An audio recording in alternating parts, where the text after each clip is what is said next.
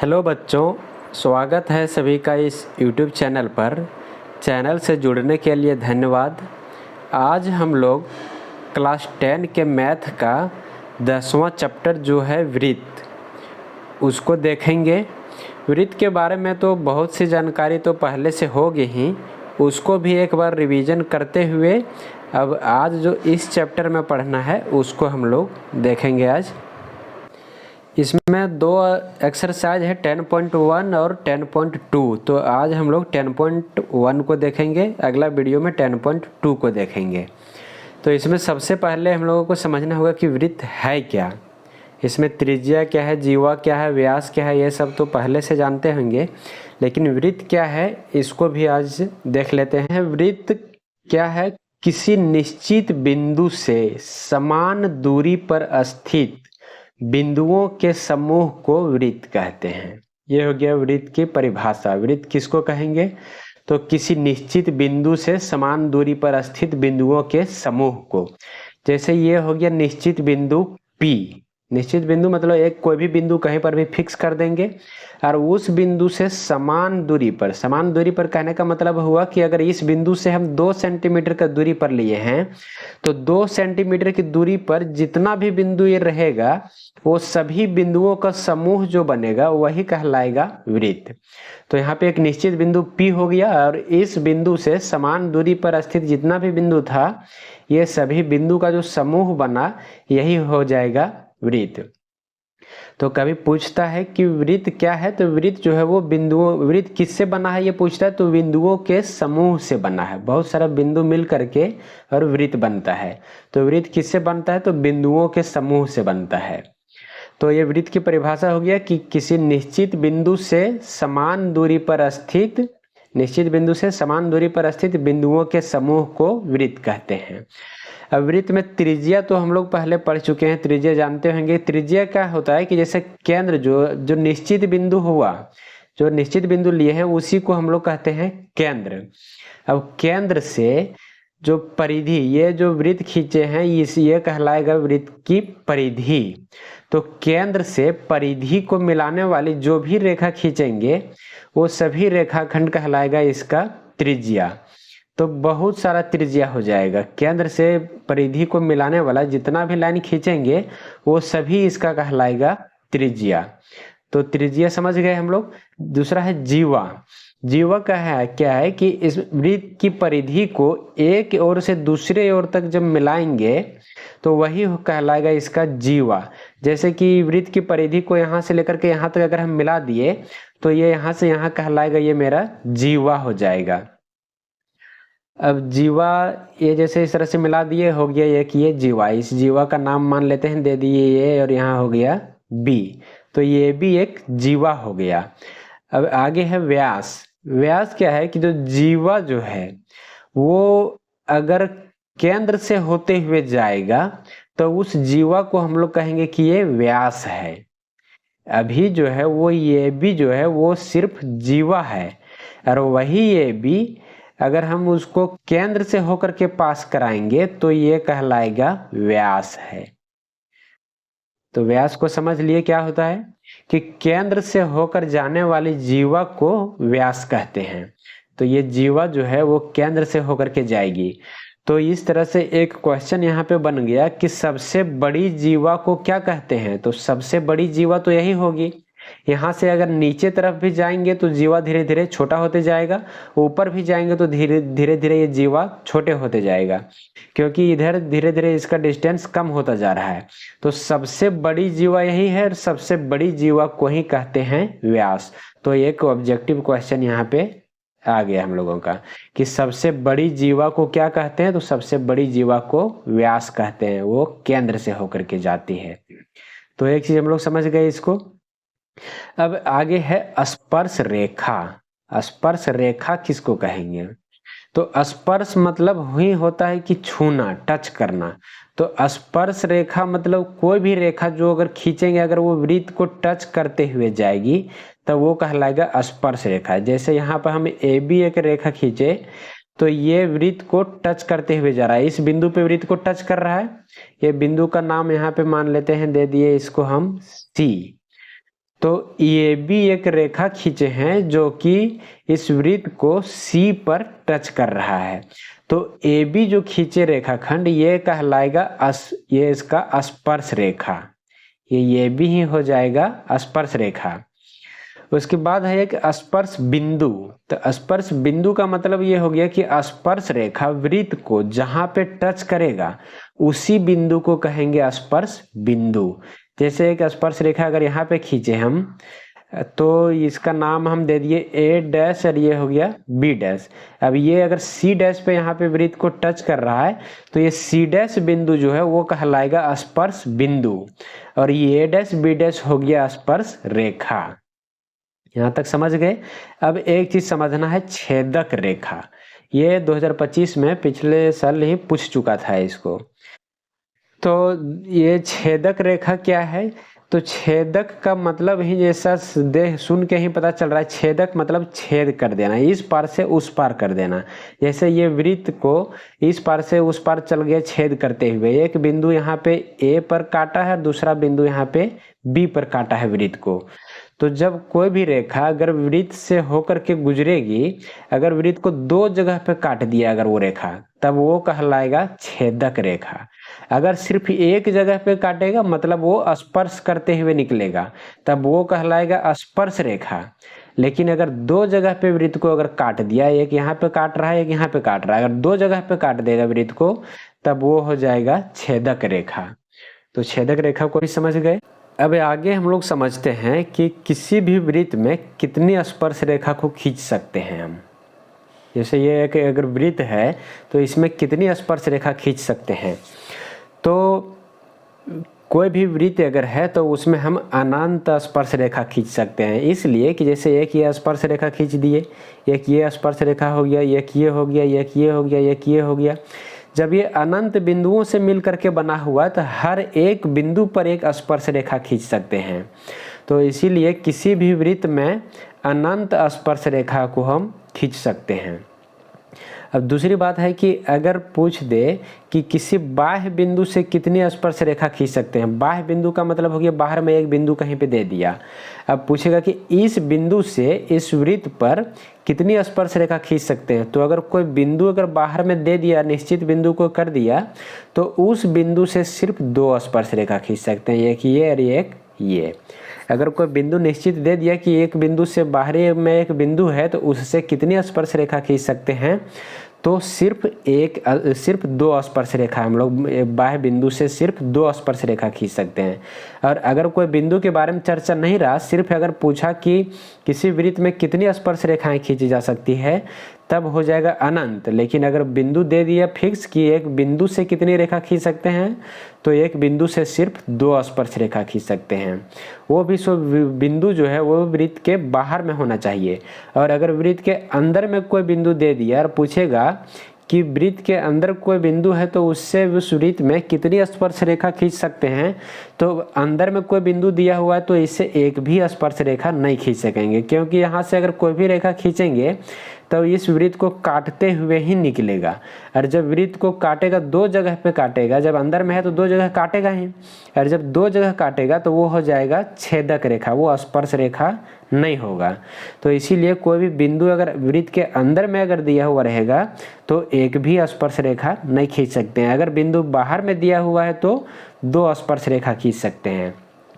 और अगर कोई बिंदु के बारे में चर्चा नहीं रहा, सिर्फ अगर पूछा कि किसी वृत्त में कितनी स्पर्श रेखाएं खींच सकते हैं, तो हो जाएगा अनंत स्पर्श रेखा खींच सकते हैं।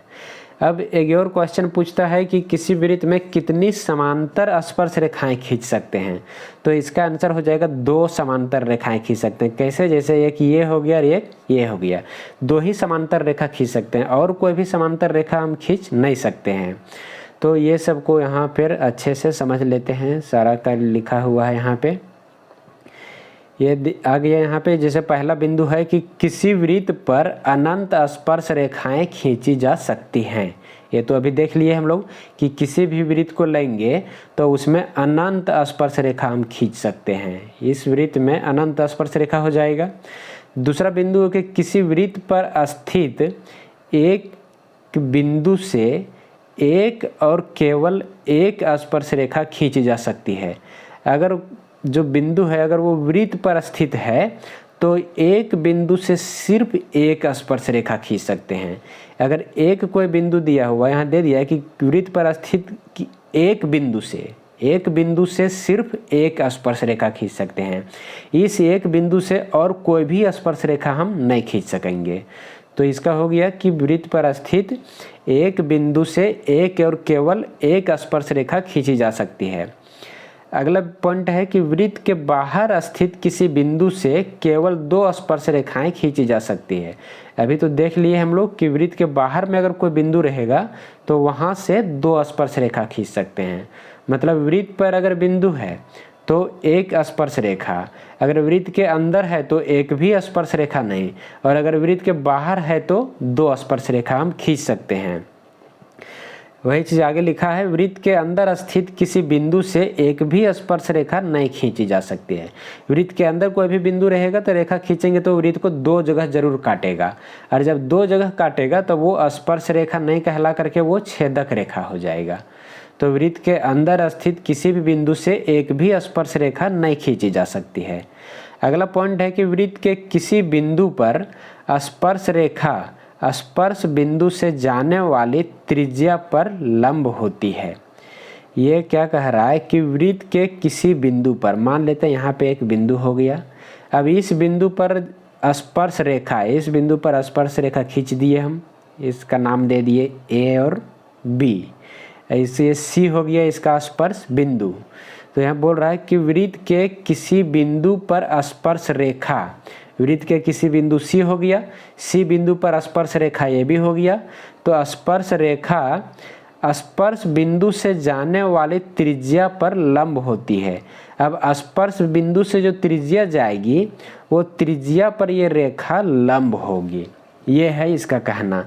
यही है प्रमेय 10.1। ये 10.1 प्रमेय में है ये पढ़ने का कि वृत्त के किसी भी बिंदु पर स्पर्श रेखा जो खींचेंगे तो उस बिंदु से जो त्रिज्या को जब मिलाएंगे तो ये त्रिज्या ये स्पर्श रेखा पे लंब हो जाएगा। यहाँ पे मतलब ये 90 डिग्री का कोण यहाँ पे बनेगा। तो यहाँ तक समझ गए हम लोग। अब आगे है 10.1 एक्सरसाइज को अब शुरू करते हैं हम लोग। इसमें पहला क्वेश्चन दिया है कि एक वृत्त की कितनी स्पर्श रेखाएं हो सकती हैं। अभी तो सारा बता चुके हैं, ये सब सारा क्वेश्चन बताया हुआ है। अब यहाँ अपना भी रिवाइज करते चलना है कि हम जवाब दे पाते हैं या नहीं दे पाते हैं। एक वृत्त की कितनी स्पर्श रेखाएं हो सकती है, जैसे एक वृत्त दे दिया हमको, इसमें कितनी स्पर्श रेखाएं हो सकती है। तो हम जानते हैं कि वृत्त जो होता है वो असंख्य बिंदुओं का समूह होता है और हर एक बिंदु से एक स्पर्श रेखा खींच सकते हैं। इसका मतलब एक वृत्त की कितनी स्पर्श रेखाएं हो सकती है, तो इसका हो जाएगा अनंत स्पर्श रेखाएं हो सकती है। एक वृत्त की अनंत स्पर्श रेखाएं हो सकती है, बहुत सारा स्पर्श रेखा खींच सकते हैं हम। तो इसका आंसर हो गया। अब आगे दूसरा क्वेश्चन दिया हुआ है, रिक्त स्थान की पूर्ति करना है। यहाँ पे किसी वृत्त की स्पर्श रेखा उसे डैश बिंदुओं पर प्रतिच्छेद करती है। किसी भी वृत्त की स्पर्श रेखा अगर खींचेंगे तब उस वृत्त को कितने बिंदुओं पर प्रतिच्छेद करेगी स्पर्श रेखा, ये भी अभी बता चुके हैं। ये स्पर्श रेखा खींचे तो ये वृत्त को कितना बिंदु पर प्रतिच्छेद कर रहा है, सिर्फ और सिर्फ एक ही बिंदु पे कर रहा है ना। अगर दो बिंदु पे करेगा तो फिर ये हो जाएगा छेदक रेखा। और यहाँ पे दिया है कि वृत्त की स्पर्श रेखा उसे कितने बिंदुओं पर प्रतिच्छेद करती है, तो ये स्पर्श रेखा सिर्फ एक बिंदु पर प्रतिच्छेद करता है, छेदक रेखा उसको दो बिंदु पर प्रतिच्छेद करता है। तो यहाँ पे पूछ रहा था वृत्त की स्पर्श रेखा उसे कितने बिंदुओं पर प्रतिच्छेद करती है, तो ये स्पर्श रेखा उसको एक बिंदु पर प्रतिच्छेद करेगा। इसका आंसर हो जाएगा 1। अगला क्वेश्चन में है कि वृत्त को दो बिंदुओं पर प्रतिच्छेद करने वाली रेखा को कहते हैं। अब आगे यहाँ पे ये भी बताया हुआ है, वृत्त को दो बिंदुओं पर प्रतिच्छेद करने वाली, एक बिंदु ए एक बिंदु बी, ये दो बिंदु पर प्रतिच्छेद अगर कर रहा है तो इस रेखा को हम लोग क्या कहेंगे। तो अभी हम लोग देखें कि इस रेखा को हम लोग कहते हैं छेदक रेखा। वृत्त को इस पार से उस पार छेद करते हुए निकल जा रहा है, मतलब ये हो गया छेदक रेखा। तो दूसरा भी हो गया क्वेश्चन। तीसरा है एक वृत्त की डैश समांतर स्पर्श रेखाएं हो सकती हैं। एक वृत्त में कितनी समांतर स्पर्श रेखाएं हो सकती है, तो इसको भी बता चुके हैं कि किसी वृत्त में सिर्फ 2 समांतर रेखाएं हो सकती है, चाहे ये और ये हम समांतर रेखा खींचें, चाहे ये और ये समांतर रेखा खींचें, चाहे ये और ये समांतर रेखा खींचें, किसी भी वृत्त में सिर्फ 2 समांतर रेखा ही हो सकती है। तो ये भी हो गया आंसर, इसका हो जाएगा 2 समांतर स्पर्श रेखाएं हो सकती है। अब आगे क्वेश्चन में दिया हुआ है वृत्त तथा उसकी स्पर्श रेखा के उभयनिष्ठ बिंदु को क्या कहते हैं।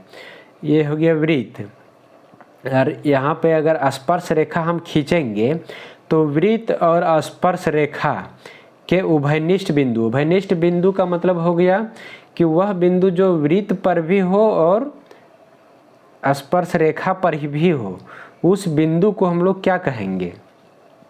तो ये बिंदु हो गया P, जो कि स्पर्श रेखा पर भी है और ये वृत्त पर भी है, तो दोनों पर ये उभयनिष्ठ बिंदु है।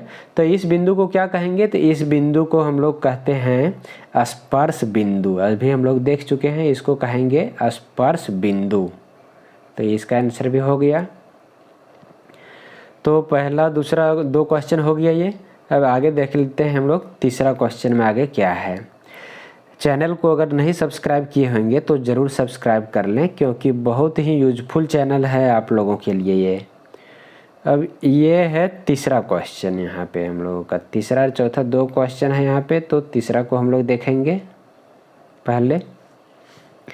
तीसरा क्वेश्चन क्या कहता है कि 5 सेंटीमीटर त्रिज्या वाले एक वृत्त के, एक वृत्त है, इसकी त्रिज्या है 5 सेंटीमीटर। इस वृत्त के बिंदु P पर स्पर्श रेखा PQ, इस वृत्त का एक बिंदु P है और इस पर स्पर्श रेखा है PQ। तो ये बिंदु P ले लिए और इस पर स्पर्श रेखा खींच दिए हम PQ।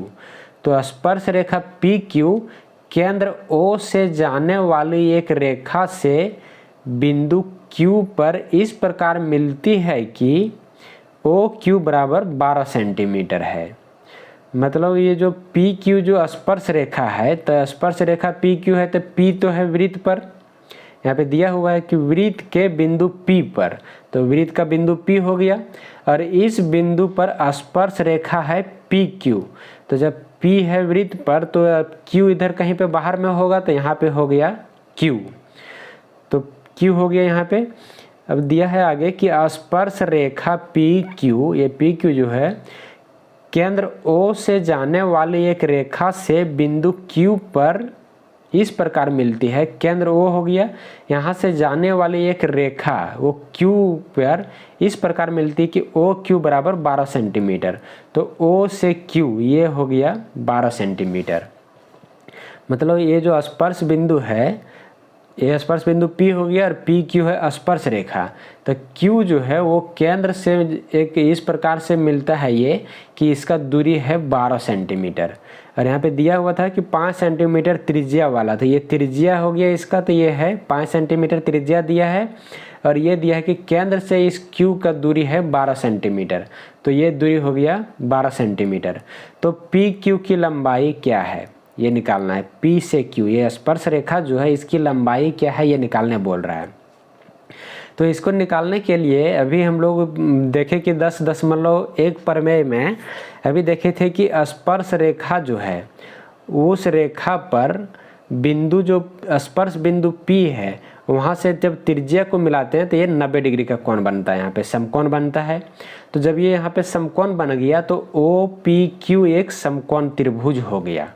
जब OPQ एक समकोण त्रिभुज हो गया तो समकोण त्रिभुज में हम लोग जानते हैं कि कर्ण का स्क्वायर बराबर लंब स्क्वायर प्लस आधार स्क्वायर, H स्क्वायर बराबर P square plus B square होता है।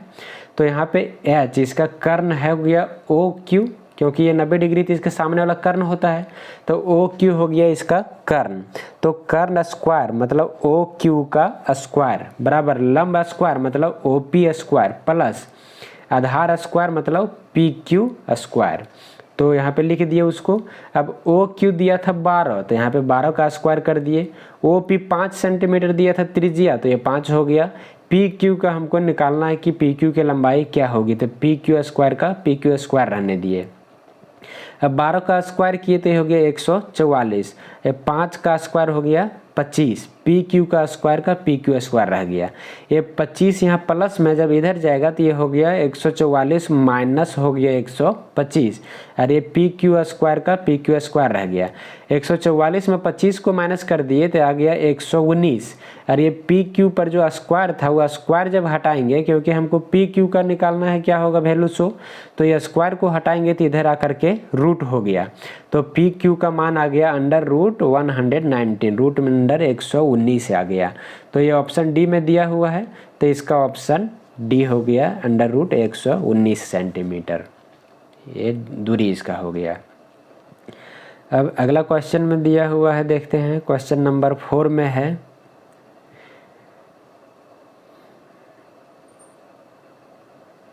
एक वृत्त खींचिए और एक दी गई रेखा के समांतर दो ऐसी रेखाएं खींचिए कि उनमें से एक स्पर्श रेखा हो तथा दूसरी छेदक रेखा हो। मतलब है कि हमको एक वृत्त खींचने के लिए बोल रहा है, तो एक वृत्त खींच देंगे। उसके बाद बोल रहा है कि एक दी गई रेखा के समांतर ऐसी रेखाएं खींचिए कि उनमें से एक स्पर्श रेखा हो तथा दूसरी छेदक रेखा। एक दी गई रेखा के समांतर दो रेखा हमको खींचना है, तो एक दी गई रेखा हम मान लेते हैं कि ये हो गया, दी गई रेखा ये हो गया। अब दी गई रेखा के समांतर, अब इस रेखा के हमको समांतर खींचना है, दो रेखाएं खींचना है। अब दो रेखा कैसा होना चाहिए, एक जो है वो स्पर्श रेखा होना चाहिए और दूसरी जो है वो छेदक रेखा होना चाहिए। तो स्पर्श रेखा ये हो गया, ये दोनों समांतर भी है, और इसी के समांतर एक खींचेंगे, ये हो गया छेदक रेखा। ये वृत्त को दो जगह पे काट रहा है तो ये छेदक रेखा हो गया, ये एक जगह पे काट रहा है तो ये हो गया स्पर्श रेखा, ये सभी समांतर है। तो चौथा नंबर क्वेश्चन का यहाँ पर देखिए, यहाँ पे बनाया हुआ है बहुत अच्छा से। यहाँ पे एक हो गया दी गई रेखा, मान लेते हैं ये वाला रेखा दिया हुआ था मेरा। अब बोल रहा था कि दी गई रेखा के समांतर दो रेखा खींचिए, जो जिसमें से एक रेखा स्पर्श रेखा हो और एक रेखा छेदक हो, और दोनों रेखा ये दी गई रेखा के समांतर में होना चाहिए।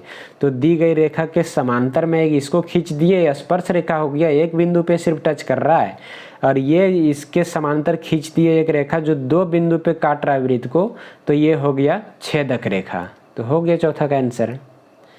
अब ये इस एक्सरसाइज में इतना ही क्वेश्चन है, चौथा तक ही है।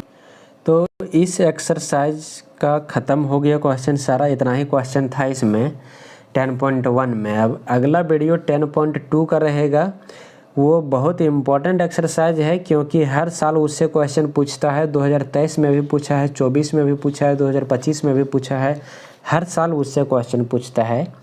तो अगला वीडियो हम लोग एक्सरसाइज 10.2 का देखेंगे।